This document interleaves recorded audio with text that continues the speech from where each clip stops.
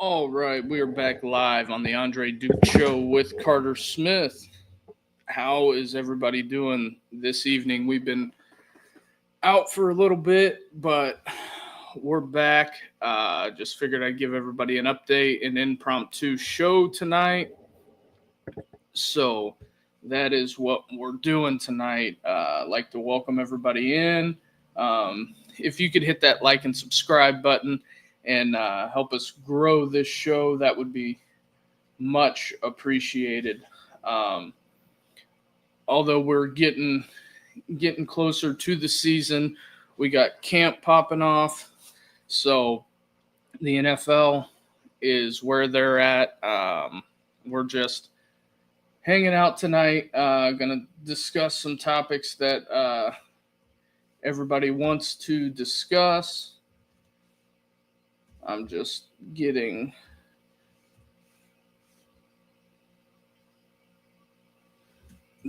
some stuff around here so we can get the show rolling.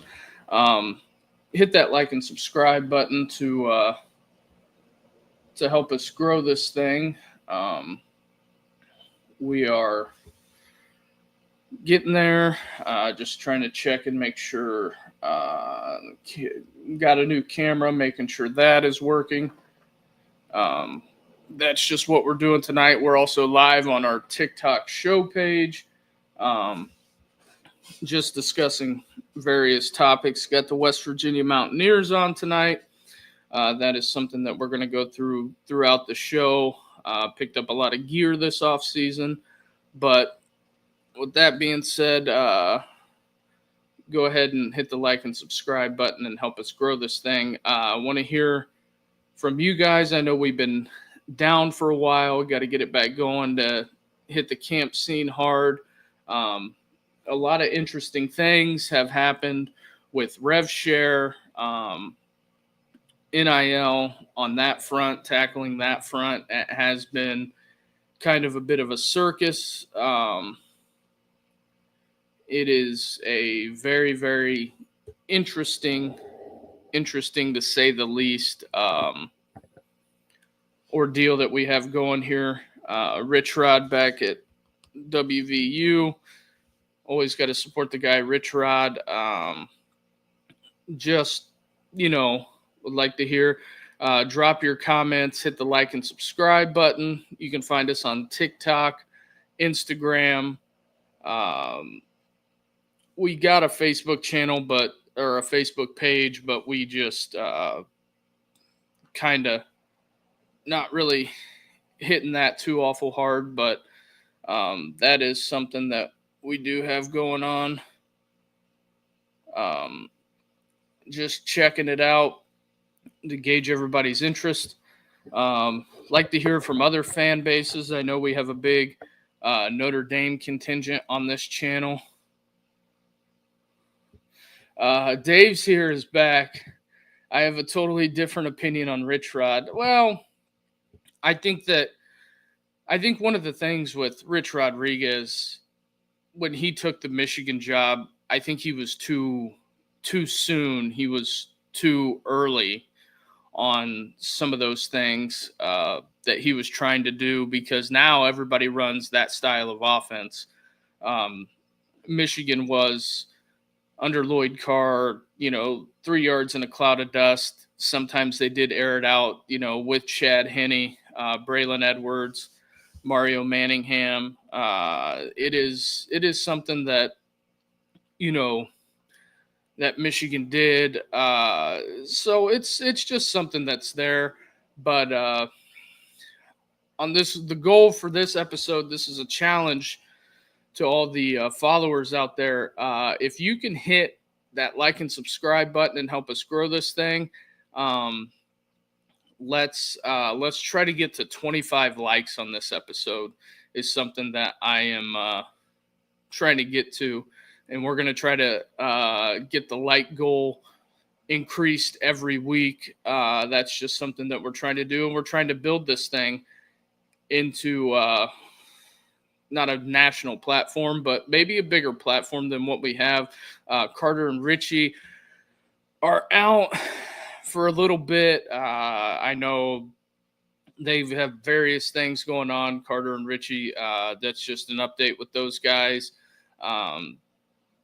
Richie, between me, Carter, and Richie, there's about 6 toddlers between all of us. So our time is spread thin. That is kind of why we took the majority of the summer off.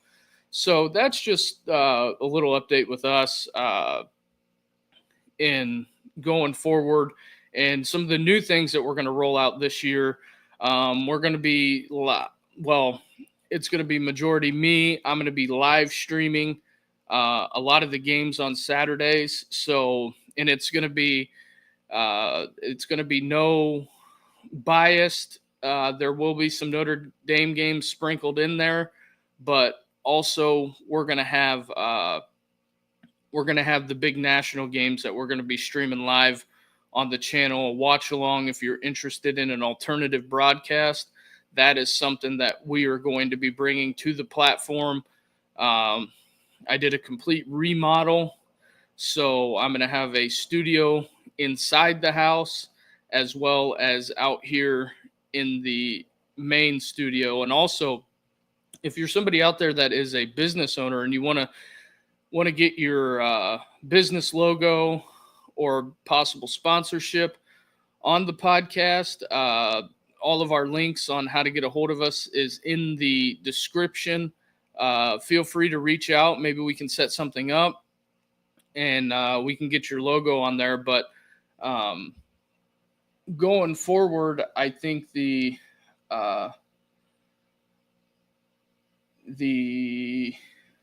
me see if I can find the email that we had that I had sent out. But I think week 1 we'll have the Ohio State game for the big nooner is what we're going to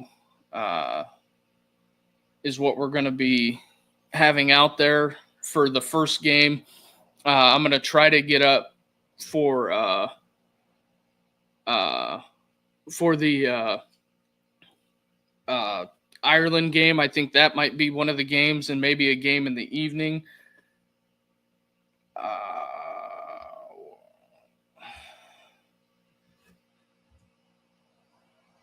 That is what we are looking for. This is the thing when it comes to having multiple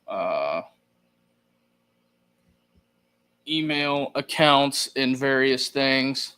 We got Dave in the house. How we doing, Dave? Actually, both Daves. Dave, Manitowoc Dave is in the house, and Dave is in the house. I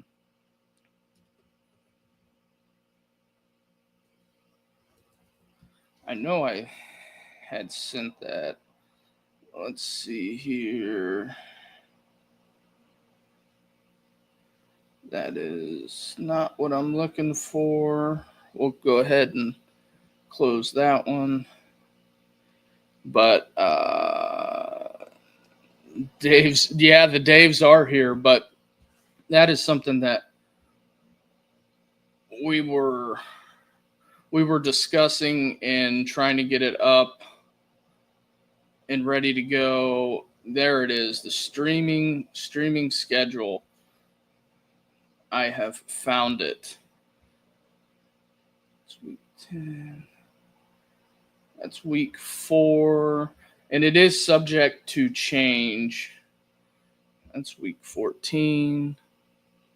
But what are some of the things that you guys are looking forward to this upcoming season? Week 1, I have found it.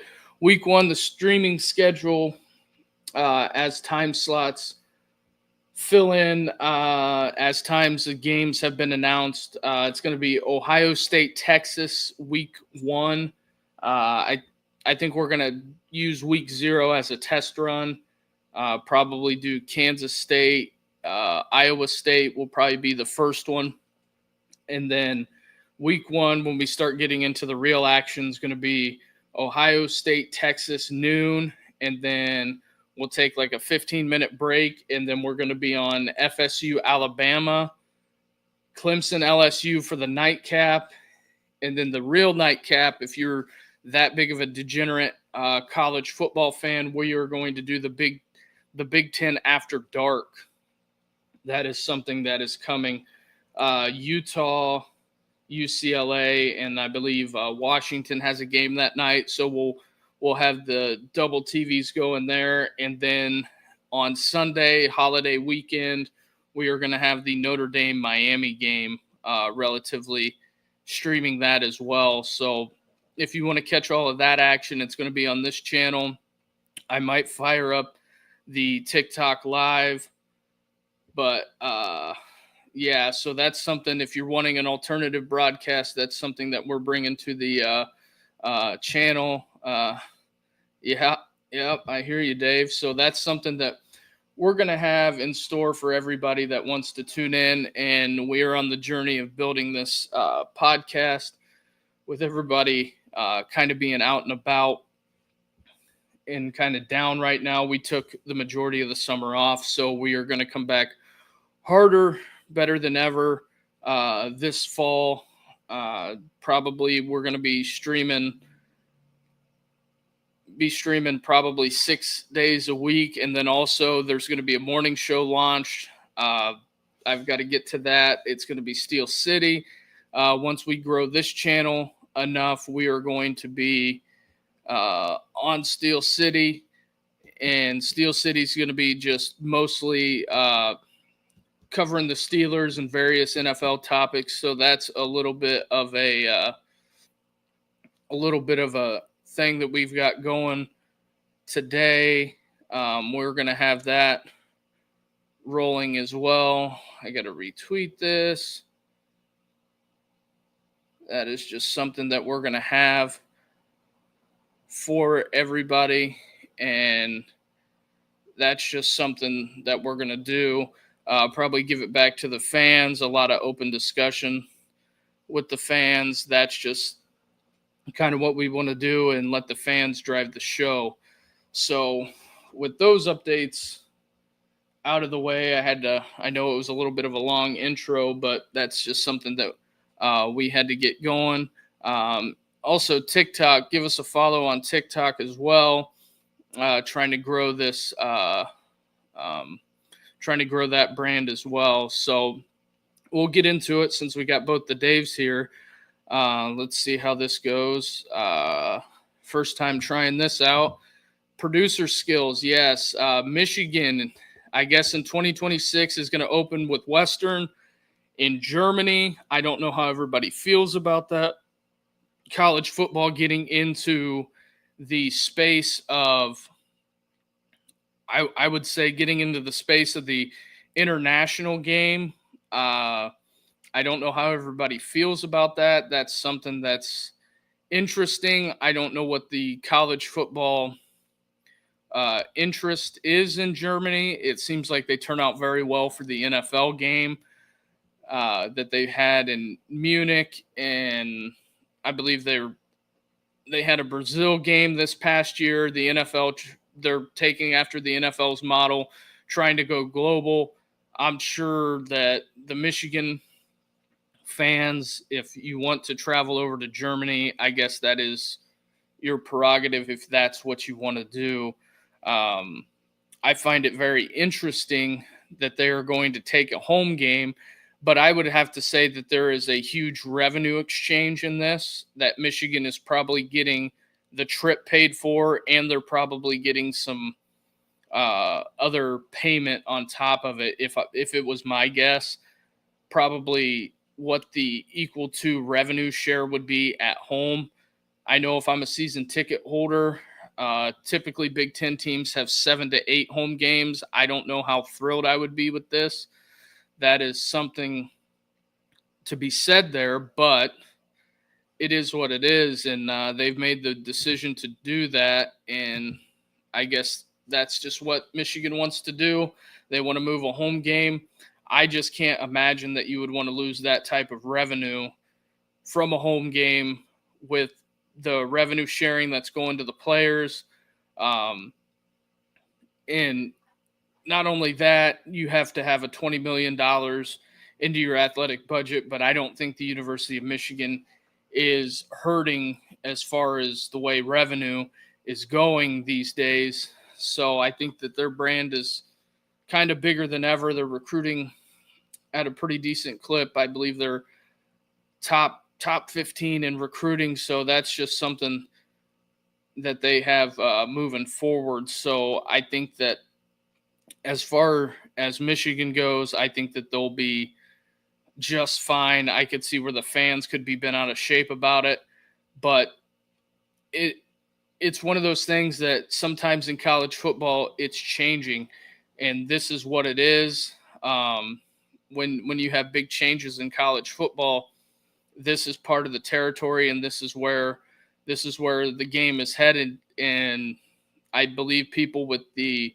that are upset about the way the players are getting paid, and there's a lot of fake numbers out there opposed to real numbers.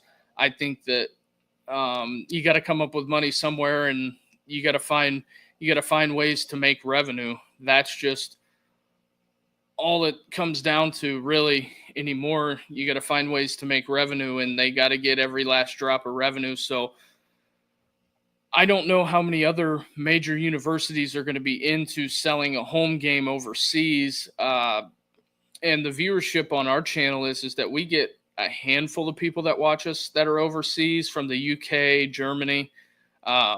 So I would say that there's probably interest there, and it might be mutual at that. So I believe that Michigan is doing something innovative by taking a home game somewhere else. Even though it's overseas, it's still the same thing as if they took a home game from.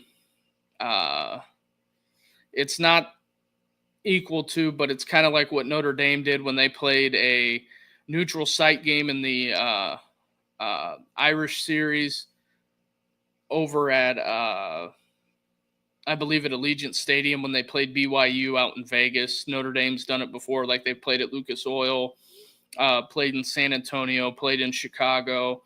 So that is just what we've been going through. That's right. Nicholas is in the house, and yeah, Joe, I know you're tuning in late. If you check out the beginning, first 5 minutes, I kind of go through that. Everybody's had a lot of things going on, so we're just now getting the show back up and rolling. Appreciate everybody coming in and hitting that like and subscribe button. We're trying to get to 25 likes on this first show back, so that's just something that we're trying to do here. Oh yeah, you should see the hat collection. We got acquired about 25 hats this off season, so you're going to see everything from Auburn, Alabama to West Virginia. Got a couple of Georgia hats in the mix. We got a lot of hats in the mix. I got some free gear. Got a bunch of Gator gear. So that is what we got rolling. But I guess I'll take this opportunity to reset the show. But yeah, coming up this season, we're going to have the live streams all day Saturday, as I went through Texas, Ohio State, Alabama, Florida State, and then Clemson, LSU, the Battle of the Death Valleys, and then we're going to have Big Ten After Dark. So that week one is going to be a pretty good Saturday. And if anything from college football, from everything that we've known, anytime that everybody thinks it's going to be a down week, and those games are subject to change because we do have the two TVs set up in the new studio that I will be consuming the games on. So that is something to look at. And if there is the off chance that we end up with a Vanderbilt Vanderbilt, Alabama. We will flip channels and go over to that and be checking that out. So that is just something to keep in mind. And then what's Dave's comment here? Nothing has changed. So, but it'll be, the hat changes will be every other day or every day or whatever type of mood that I'm feeling in. Appreciate everybody watching on TikTok. Appreciate everybody over there. So that is what we got. Here we go. West Virginia. Oh, yeah. They say the $10 million man from Michigan is going to stomp a mud hole in Ohio State's ass this year. Oh, well, we'll have to see what Bryce Underwood does for the Wolverines. That is something that's going to be heavily talked about. That is at the end of the year. That is something that we have rolling. It's going to be Julian Sand versus Bryce Underwood, and I think Underwood's going to start week 1, and it's going to be off to the races. So we'll see what Michigan has to say about that. Second that. And then Joe Long, Mountain Mama. Yeah, so that's just something that we got planned and in store here. And then another topic I would like to bring up is producer skills here. Andy Staples, top 10 offensive coordinators in college football. I think there's going to be some future head coaches here. I would say the guy that I would pick that is probably, if he has a great year, Will out there at Oregon, I would not be shocked. Shannon Dawson is another guy. I don't think Mike Denbrock's going to leave Notre Dame. I believe he's one of the top 5 highest paid offensive coordinators. Denbrock's a little bit on the older side, not to say that he couldn't go take over a program. Exhibit A, Kirk Cignetti down at Indiana is somebody to talk about. I mean, Cignetti, I believe, is 63, but a lot of the young guys in this game, Will Stein, Shannon Dawson, and another guy, Andy Kotelnicki up at Penn State. I think he has a lot riding on this season. So does James Franklin. They brought in Jim Knowles, Andy Kotelnicki from was with Lance Leipold at Kansas. Dave here, Aaron Rodgers fan now. I don't know. The jury's out on Aaron. In my opinion, we got to see what he does this year, if he's even going to be healthy. But Marcus Arroyo out there at Arizona State. So I think the guys that have the biggest years this year are Kotelnicki, Garrett Riley, and Shannon Dawson. Joe Long, Dawson to me is an unknown. Let's hope it stays that way. Well, they put up video game numbers last year with Cam Ward. That is something that as that game gets closer and we get Carter back, we'll be doing the Notre Dame game breakdowns the way he sees it and the way I see it. But I think that, something going on here in college football because of the amount of jobs that just didn't open up last year is something to be said. I think that Andy Kotelnicki, if Penn State can get over that hump, I believe Kotelnicki will be a hot name. Same thing with Garrett Riley in Clemson, Shannon Dawson as well at Miami. I think Denbrock stays put. I think he's relatively happy with everything. And Will out there in Oregon, I think if they have another good, strong showing, Oregon is recruiting at a very, very high level. They got Uncle Phil money back in that money train. So I think as long as you got Phil money backing you, you should be A-okay and you shouldn't lose very many recruits. That's just something to be said. I think the Ducks should be poised to have another good year, being also in the Big Ten. I believe they play Penn State this year. And then, yes, Richie is right about this. We do have football tomorrow, the Hall of Fame game. I don't know how many people are pumped up about that. We'll probably be running a Steel City Live tomorrow. That is something that is in the cards for that. But those are the top coordinators in college football, according to Andy Staples. I would also, and that's on the offensive side of the ball. I think some of the other guys on the defensive side of the ball, I think Kane Womack at University of Alabama is going to possibly pop up and be a hot name. What is guy's name from Georgia? I gotta find Glenn Schumann. Is probably 1A, 1B with me. Glenn Schumann and Kane Womack. Glenn Schumann is the defensive coordinator at Georgia.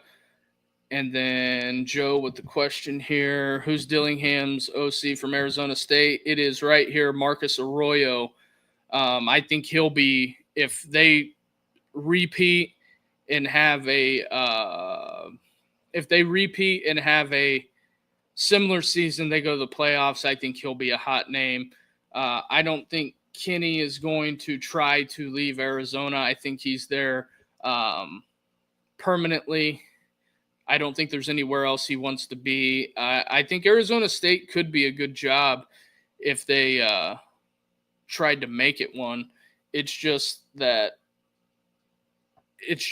on what they want to do as far as trying to keep everything together, Arizona State, because that's kind of what happens in the grand scheme of things in college football. If you have somebody that performs really, really well at the the Power 4 level as a coordinator, they're going to get plucked or offered other jobs. But I don't think that we're going to have what we had years ago, where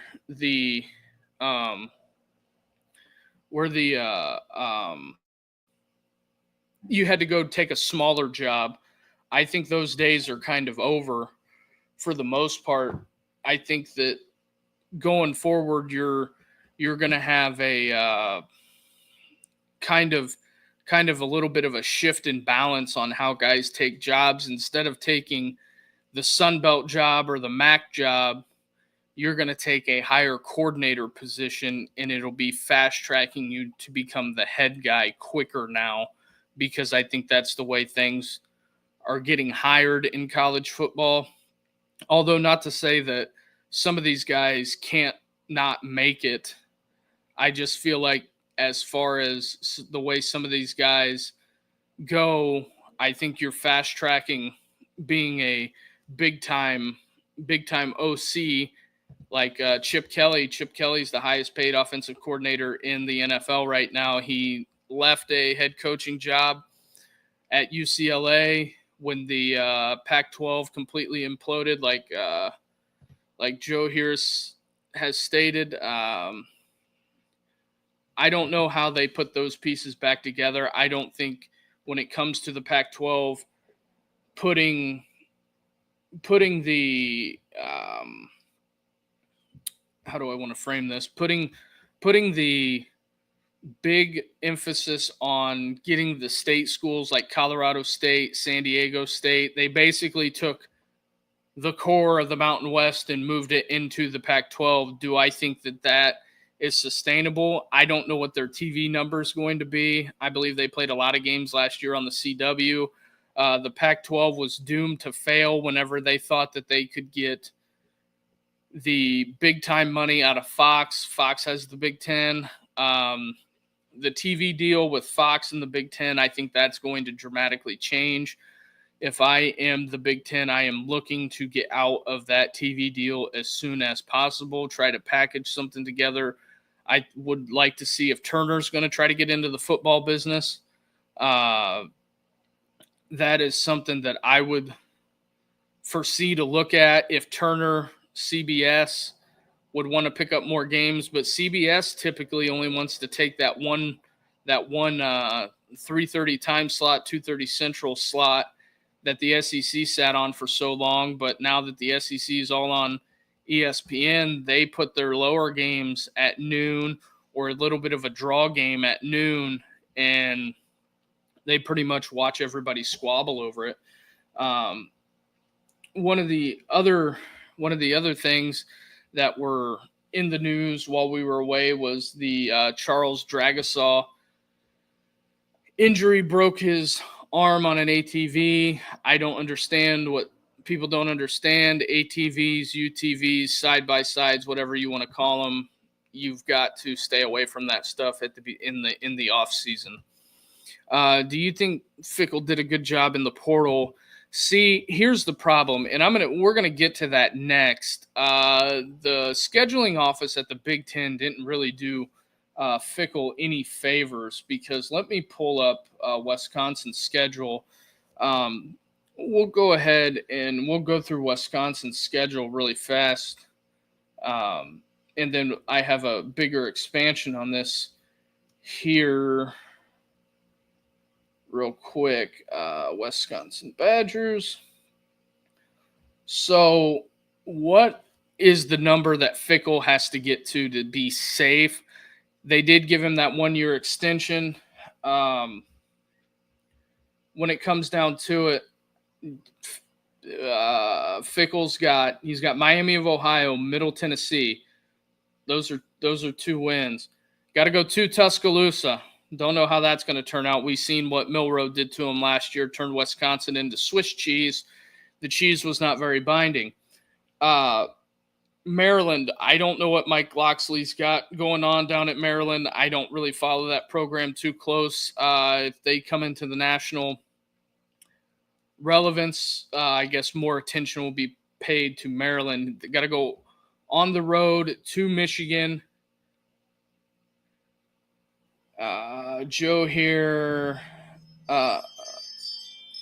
That's the old Ring camera. Fickell in a pickle if it's 9. Yeah, that is something that Luke Fickell has to try to manage here. I think that it's one of those things that what Luke's got is he's in a bad spot, because after Alabama, it's Maryland, Michigan, Iowa, Ohio State, Oregon, Washington, at Indiana, Illinois, Minnesota. So with that being said, after the Alabama game, Maryland, Loxley, I think, is coaching for his football job down there. Sherrod Moore in Michigan, dynamic quarterback going on the road. You have Iowa. Everybody knows what Iowa is year in, year out. Iowa, they're going to play really good defense, and they're going to run the shit out of the football. That's just what Iowa football is. They don't turn it over. They don't do a whole lot when it comes down to that. And then you have the juggernaut that is Ohio State. If they are everything that they're getting billed to be, that is going to be no easy task. And then you got to go on the road at Outson. You got to go to, out of the 10 toughest places, or probably 15 toughest places to play, you got to go to 3 of them. Oregon, Alabama, Michigan, those are all going to be packed houses. Those, maybe if Fickell's winning, will probably be big nooners, maybe not. Joe here, Ferentz talking up his transfer QB. Yeah, he better, because I think Kirk Ferentz, even though he does win a lot of games every year, I kind of want to say that I think Iowa might want to take the next step. And on the Iowa track, after you have Ohio State come to town, after you just got done playing a team that's going to be very physical in Iowa, you're going to have Ohio State come to town, and then you're going to get on a plane and go cross country and play Oregon. That is not a fun 3-week stretch there. The month of October sucks for Luke Fickell. And then not to mention you have, Gronkowski. I know who you're talking about, Joe. And then you have Washington coming to town. Then you get on the road again and go to Indiana. And here's the thing with Indiana. Cignetti's going to throw the ball all over the yard, and I think that Indiana is going to be ready to rock and roll, and I think their schedule fits them really well again this year. So I wouldn't be shocked if Indiana is not pushing for the playoffs again. And then you have Illinois coming to town after you just played basketball on turf. That is Indiana, and Illinois is the same thing as Iowa, play really good defense. And, their quarterback coming back, Luke Altmaier, poised to have another good year, I believe. So Illinois is going to be pushing for the playoffs. They went 9-3 last year and thought that they should have had a shot to get in to the playoff. So that's just something to be advised about. And then you have PJ Fleck in Minnesota, another downhill running team that's going to play keep away on that trek of it. So that's just something to look at when you're talking Wisconsin's schedule there. Could they sneak up and bite some people? Yeah, they could. But pretty much last year after Tyler Van Dyke got hurt in the Alabama game and they got their doors blown off, it was downhill from there, to be honest with you. Wisconsin didn't really recover too much. I think he was at South Dakota State. I want to say I think so as well. But just looking last year at Wisconsin's schedule, they took it on the chin pretty hard to Alabama, went to USC and lost, but they beat Purdue, Rutgers, Northwestern. That's a Purdue last year, killers. Just Rutgers, fucking ballers. Northwestern, hey, good thing you escaped with a win. And then at the end of the year, last year with Wisconsin, Fickle went on a 5-game losing streak, losses to Penn State, losses to Iowa, where they got their doors blown off. Iowa put up 42 points on Wisconsin. I'm sure Luke wasn't thrilled about that. Lose a nail-biter last year to Oregon. That is what I believe was the end of Phil Longo, as far as for all intents and purposes. Phil Longo, RIP, was canned after that game, gave up 44 points to Nebraska, which Nebraska recovered. And then you had Minnesota lost at home. So I think for the Fighting Fickles, they're in a pickle this year because he's got another 5-game stretch spanning from Alabama, Maryland, Michigan, Iowa, Ohio State, Oregon, Washington, Indiana, Illinois. 6 out of those 7 games are all losable. So I think there's a lot on Fickle's shoulders, but he did get the vote of confidence of death there by getting the 1-year extension. So that's where I see it could end up being absolutely salvage the season 6-6, but you have 3-4 really tough games, really, and Washington's supposed to be billed as a team that's going to compete for the playoffs this year. Are they? I don't know. It's going to be dependent on what Jed Fish and the boys out west look like week 1. I think that Washington could be a formidable program. I mean, Jed Fish won at Arizona. Arizona is not the easiest place to win at. So something in that realm of possibility, I think the absolute ceiling for Wisconsin is 7-5. That's just my opinion. Some people might disagree, but that is something to be said. Joe here with the comment, Wisconsin can almost be said going the route as Auburn, Stanford, but was not keeping up. See, where Auburn strayed off the beaten path is they hired Brian Harsin, and that was square hole round peg, trying to jam it into that, and it did not work. Stanford completely punted the package. They've punted the whole program this year, bringing in Frank Reich. That's just something that Stanford did. They're going to have to dig out of that hole. Their academics, there's a lot of stuff that you got to figure out in Palo Alto. And Andrew Luck made that decision. He's got to live with that decision, and they got to completely overhaul and rebuild that program in out there in Palo Alto. I believe that's where Stanford's at. I'm not a geography major, but could take a Wisconsin. Thank you. No problem, Dave. So with that being said, everybody that's watching out there, we'll get to the final segment. It's going to be strength of schedule for the Big Ten and how they are ranked according to the graphic that I had obtained today. If you're watching out there, hit that like and subscribe button. Retweet the show. If you're watching on Twitter, come on over. join the discussion. We got a plethora of people in the chat tonight, but we're trying to get this episode up to 25 likes tonight is what we're doing. Also, people on TikTok, follow the show. Come on over to YouTube if you would, please. That would be much appreciated. So, with that being said, we are going to go to the strength of schedule, and this is what it is. Wisconsin, we already went through their schedule. Purdue and Barry Odom, that's a very complex problem. Barry Odom, year one. I don't think a lot of people are expecting Barry Odom to be a world beater. That's just something that you got to look at. Joe here, who's your top 5 head coaches in the Big Ten? Based off of this graphic, you got to go Ryan Day, Dan Lanning.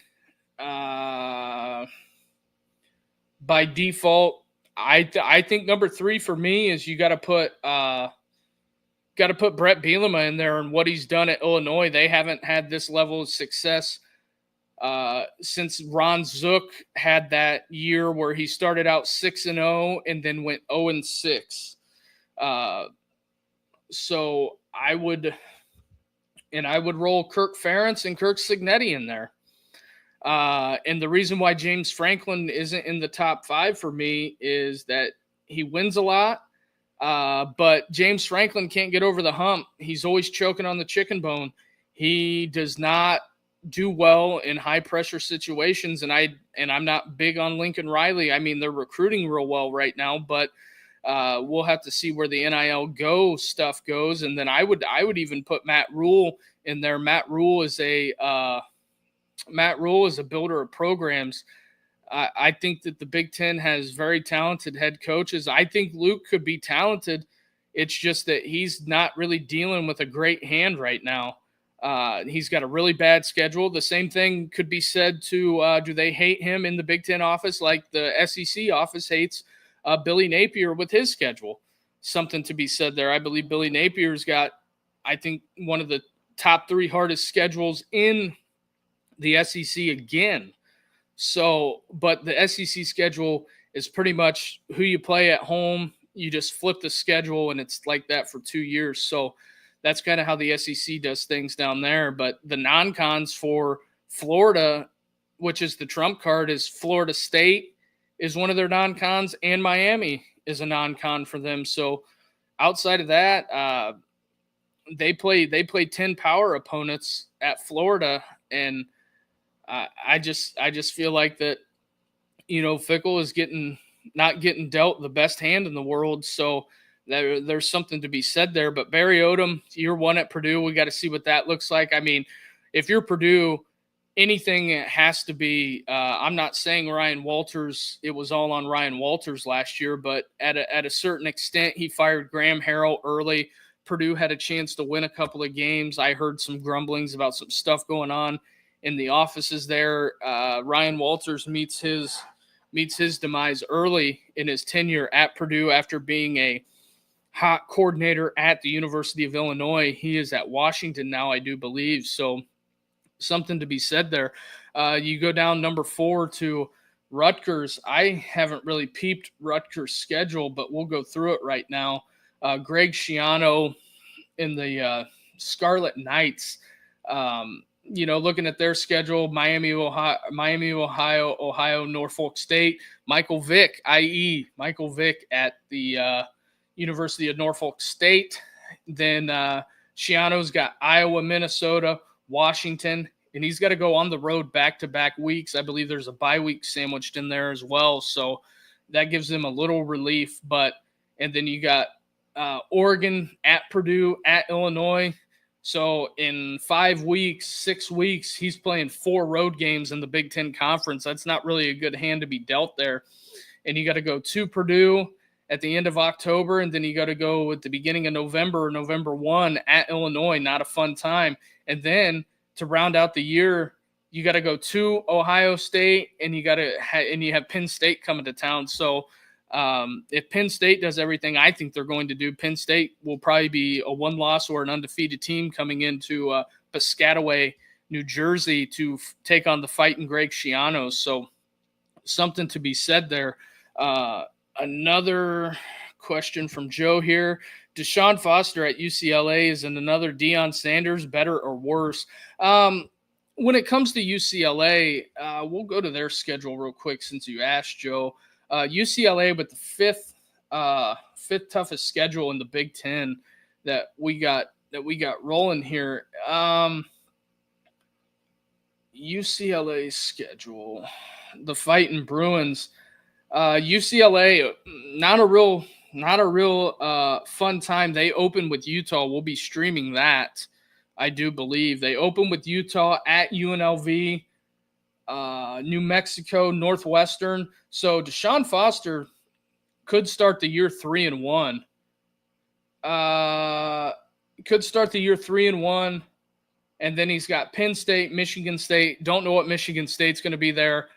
Jonathan Smith, Aiden Childs. We'll have to see what they look like down the stretch. I believe Michigan State was 5-7 last year, so they're trying to turn that ship around. And then he's got Maryland as well. But he goes. Deshaun Foster goes through his little bit of a gauntlet as well. Got to go on the road at Indiana, where Indiana smacked them last year at their place. You got Indiana on the road. Then you have Nebraska coming to town. Got to go on the road in the middle of November to Ohio State, to the vaunted Horseshoe. What will that showing look like? Because that will probably be a big nooner, big time game, because it is Ohio State. They are the draw in the Big Ten, them and Michigan. Then he's got Washington at home, and then he rounds the year out with USC. So we'll see. We'll see what they look like going down the stretch. Joe here with another question. What about Illinois' head coach? He's coming. Yeah, I think Brett Bielema. I'm not shocked at where they're at. I am not shocked where we're at. Pins. Yeah, it's Bielema. We are, Penn State. Sports Talk, I hear you. Wisconsin's lucky they don't have to play us. I think that would have solidified Wisconsin as probably having one of the toughest schedules in all of college football. I'm really high on.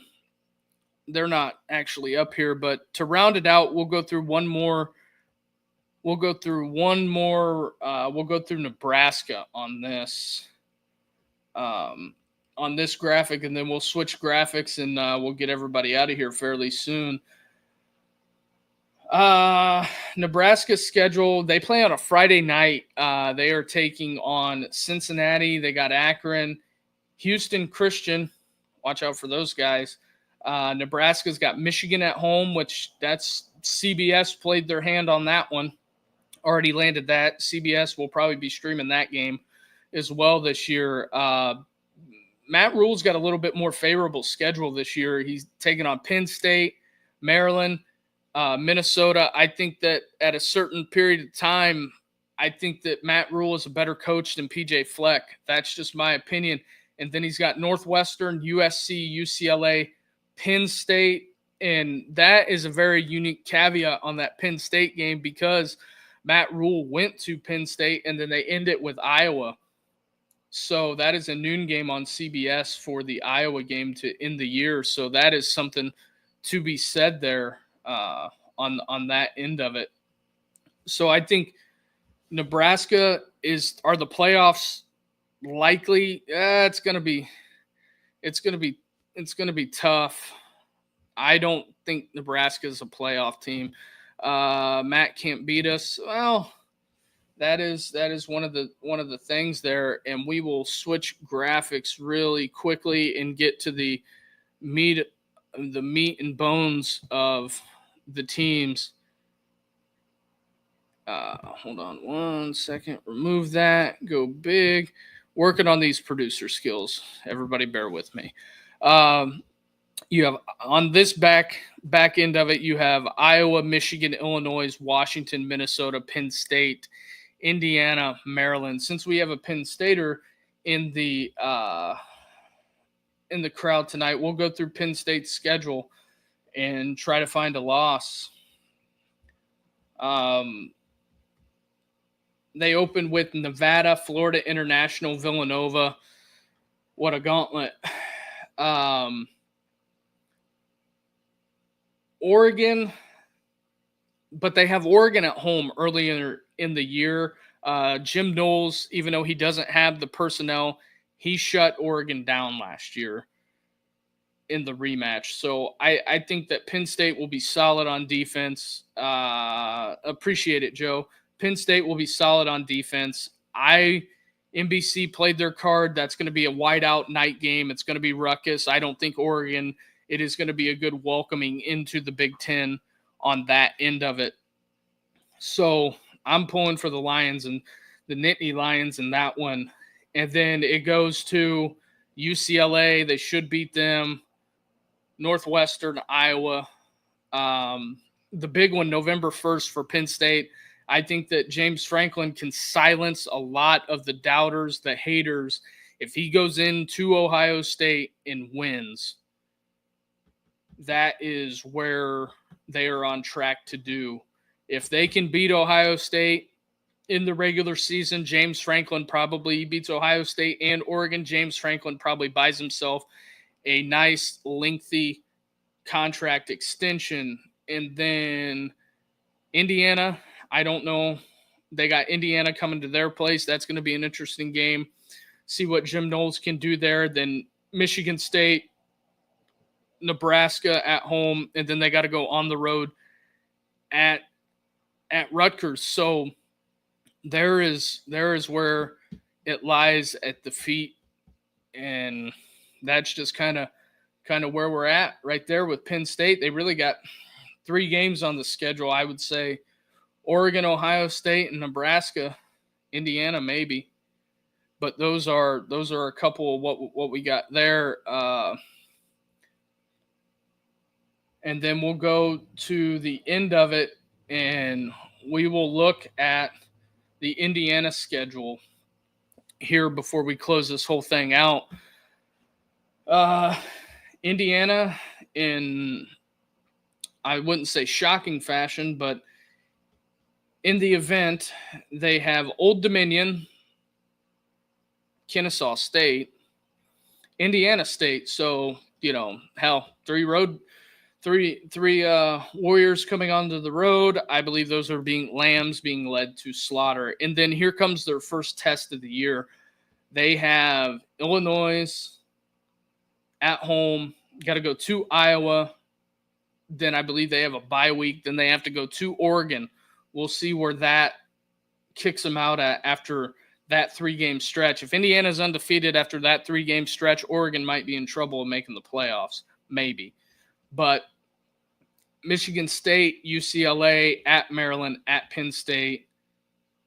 Then they have Wisconsin, and then they are on the road at the end of the year at Purdue. So there is Indiana's schedule in a nutshell. So we'll see where Indiana winds up at the end of this, at the end of the trek going forward. So that is something to be said. I guess I'll leave this last couple minutes open. Joe, fire away if you got any questions. That is something that if you got something you want to run through it. So Oregon and Penn State, yeah, that could be Indiana's only losses. I think Brett Bielema in the Illini got something to say about that. That is something to be said there. And let's just go through the Ohio State schedule just to fill some time here quick. Obviously, Ohio State opens up with the Texas Longhorns. Then they have Grambling in Ohio coming to town. They got to go on the road at Washington. I think that is a little bit of a tougher game than what people want to think. I'm sure Fox is probably crying because they can't play that at big noon. I know that is something that they probably want. Then they have the fighting PJ Flex coming to town. They got to go on the road at Illinois, on the road again to Wisconsin. They have Penn State coming to town, and then on the road at Purdue, UCLA at home, Rutgers at home, and then on the road to the Big House. Who is your Notre Dame breakout player for the offense and the defense? The Notre Dame breakout player, it could be real chalky depending on how you want to categorize it. You could always throw. I think you could always throw Jeremiah Love in there. You could always throw. The CJ Carr. I think as far as a breakout player this year, I think I'm going to go. Why not go with Jaden Greathouse? Why not him? Why not Greathouse? Because I think Notre Dame has something to prove on the perimeter with their wide receivers, because a lot of people did count them out. Joe with another question here. O-line guys, I'm thinking, yeah, I think it's going to be a lot of mixing and matching up front at the beginning with the Jagasaw injury. Got to see what we got to see out of Notre Dame on that end of it. I just think that's something that's going to be something to be said. I would say my breakout player on defense, because it's easy, you can go a whole bunch of different ways on it, and you could go with who's ever going to get the most sacks. But I think the defense as a whole, being a complete unit, is going to be something to see. I think this is going to be one of Marcus Freeman's one of his best coaching jobs. You know, the addition of Chris Ash is very big and critical after losing Al Golden to Cincinnati.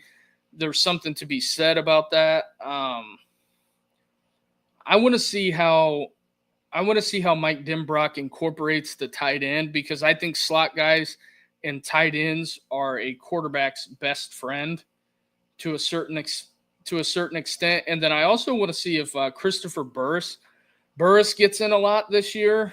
I just feel like that there is a lot of moving parts on the defense, and that's just something to see. Here we go.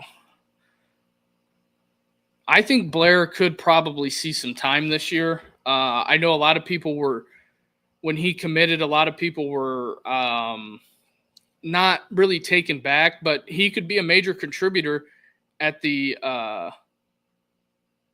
at the beginning here. So that is just something that they need to get figured out. I think on the defensive side of the ball, Notre Dame has a lot to get figured out. You know, running, I don't think it'll be a totally new system. I think Chris Ash is going to be probably one of the top coordinators, and if Notre Dame has a stellar season, it's probably going to end up with him being a head coaching candidate. So this is the nature of the business. You know, Ohio State seen it last year, lost both coordinators. Notre Dame lost a coordinator last year, and I think they could lose another coordinator this year at the end of the year if they go on a dynamic playoff run like they did last year. That is just something that is the nature of the business, and that's just what it is, because you have other programs that are struggling to get over the hump that want to try to make it, and they think by snagging a guy that coordinated your defense or your offense is going to take them over the top. So I think if Chris Ash I would say and it's going to be the same thing at Ohio State with Brian Hartline. Matt Patricia. If they have great years, they're at the precipice of getting plucked. So that's just something that you got to keep out there and keep in the back of your mind. But we have hit the hour mark. We've made it through the inaugural fall kickoff show, I would say. Be coming back at you tomorrow with various topics. I believe Steel City, if you're interested in NFL stuff, I believe Steel City is going to be, we could be taking that back maybe till Monday, but if I get some time early in the morning, we'll probably be bringing that back. And then also on TikTok, hit the follow button and come on over to YouTube and check it out and interact with the folks we have in the chat tonight. But with that being said, hit that like and subscribe button. We'll be back tomorrow, barring any catastrophic thing. But with that being said, hit that like and subscribe button. We're trying to get up to 25 likes on this episode going forward. That's just something that we're trying to move forward and progress the show forward. And then, like I said, we're going to have the live streams all throughout the season, all the way up until Army Navy, probably be streaming the playoff games and the national championship. So with that being said, hit that like and subscribe button, and we will catch everybody later.